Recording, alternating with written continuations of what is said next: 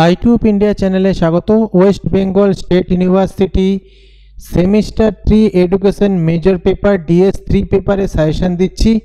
অবশ্যই তোমরা কমন পাবে। এখন যে সাজেশনটি দিচ্ছি পড়তে থাকো। অনার্স তোমাদের একটু বেশি পড়তেই হবে, তবে ফাইনাল সাজেশন দেবো যখন অনেক কোশ্চেন বাদ দিয়ে দেবো।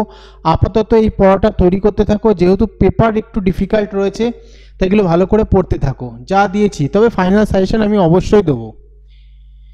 তো প্রথম প্রশ্ন যেটা আসার চান্স 90% আসার চান্স, পেডাগগির সংজ্ঞা দাও, পেডাগগির দার্শনিক ও মনোবৈজ্ঞানিক ভিত্তি বর্ণনা করো। অথবা পেডাগগির সংজ্ঞা দাও, পেডাগগির ক্ষেত্রে দার্শনিক ভিত্তি কেন অত্যন্ত অপরিহার্য। এবার ব্যাপার হচ্ছে এরকম সাধারণত কোশ্চেন এসে থাকে, আবার অনেক সময় শুধু দার্শনিক ভিত্তি দেয়, শুধু মনোবৈজ্ঞানিক ভিত্তিও দিয়ে থাকে। তবে শুধু যদি দার্শনিক বা মনোবৈজ্ঞানিক দেয় তাহলে তার সাথে আরেকটা অংশ অ্যাড করে দেয়, যেমন এখানে দিচ্ছে এন্ড্রাগগি থেকে পেডাগগি কিভাবে আলাদা, অথবা পেডাগগি এবং এন্ড্রাগগির মধ্যে পার্থক্য নির্ধারণ করো। এই প্রশ্নটা আসার চান্স 90%। 90% কি 100% ধরো এসে গেছে। পরের প্রশ্ন, প্রক্রিয়া হিসেবে শিক্ষণ ব্যাখ্যা করো। শিক্ষণের কোন স্তরকে চিন্তনপূর্ণ শিক্ষণের স্তর বলা হয় এবং কেন? শিক্ষণের এই স্তরটির গুরুত্ব ও সীমাবদ্ধতা উল্লেখ করো। ভালো করে পড়বে কোশ্চেনটা। জ্ঞান কিভাবে সৃষ্টি বা নির্মাণ করা যায়? জ্ঞানমূলক নির্মাণের বৈশিষ্ট্য লেখো। জ্ঞানমূলক নির্মাণের ক্ষেত্রে শিক্ষকের ভূমিকা কি?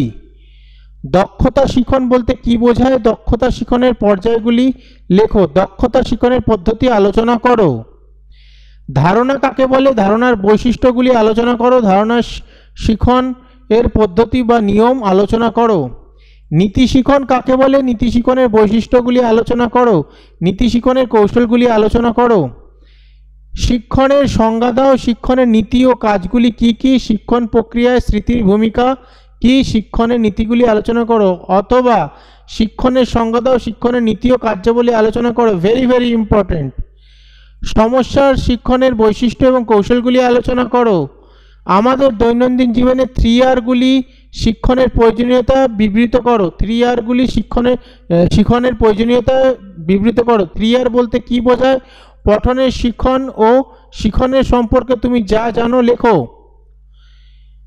পঠনের গুরুত্ব উল্লেখ করো। বাচনিক অনুবর্তনের সংজ্ঞা দাও। শিক্ষণ পরিস্থিতিতে এর ব্যবহারগুলি বিবৃত করো। শিক্ষণ ও শিক্ষণের সম্পর্ক বর্ণনা করো। সমস্যা সমাধানের শিক্ষণ ও শিক্ষণ বলতে কি বোঝায়?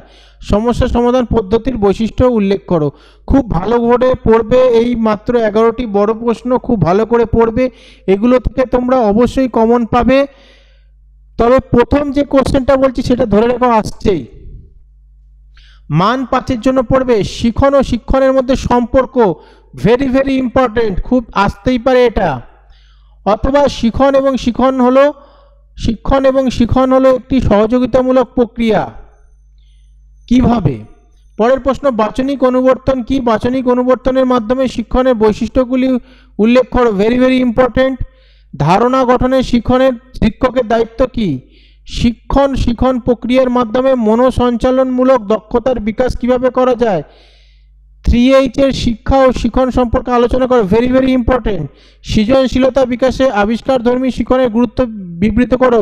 এটা হচ্ছে গুরুত্বপূর্ণ রয়েছে, ভেরি ভেরি ইম্পর্টেন্ট। শিক্ষণের চিন্তন স্তরটি ব্যাখ্যা করো। এইবার ব্যাপার হচ্ছে 2 নম্বর প্রশ্নটা একটু যাই আমরা। বড় প্রশ্ন 15 নম্বরের প্রশ্ন। এই 15 নম্বরের প্রশ্নটা যদি ভালো করে পড়ো তাহলে অবশ্যই এই প্রশ্নটাও পেরে যাবে। 7এরটা, পেডাগগির সমাজতাত্ত্বিক ভিত্তির উপর টিকা লেখো। Very very important. শিক্ষণের পরিধি আলোচনা করে, ইম্পর্টেন্ট রয়েছে। শিক্ষণের বিভিন্ন স্তরের উপর একটি টিকা লেখো। শিক্ষণ একটি প্রক্রিয়া, এই ধারণাটি ব্যাখ্যা করো। পেডাগগির পরিধি আলোচনা করো। Very very important. মানসিক সঞ্চালনমূলক শিক্ষণের মূল বৈশিষ্ট্যগুলি উল্লেখ করো। শিক্ষণ ও শিক্ষণের জ্ঞানের সংগঠন বলতে কি বোঝো? Very very important. এই প্রশ্নগুলো ভালো করে পড়ো। অনার্স নিয়েছো তাই আগে থেকে পড়া শুরু করে দাও। এই প্রশ্নগুলো একটাও বাদ দেবে না। হ্যাঁ, ফাইনাল সাজেশন যখন দেবো অনেকটা কমিয়ে দেবো, কিন্তু সেই ফাইনাল সাজেশন দিলেও এই প্রশ্নগুলো অবশ্যই তৈরি করবে, যেহেতু পেপারটা একটু ডিফিকাল্ট রয়েছে। তাই ভালো করে পড়বে, যদি কোনো প্রবলেম হয় অবশ্যই জানাবে। আর আমি স্টাডি মেটেরিয়াল আপলোড করব, চিন্তা নেই, এগুলোর বেশিরভাগ নোটসই আমি তোমাদের দিয়ে দেবো। ভিডিওটা ভালো লাগলে লাইক কমেন্ট শেয়ার করে দিও।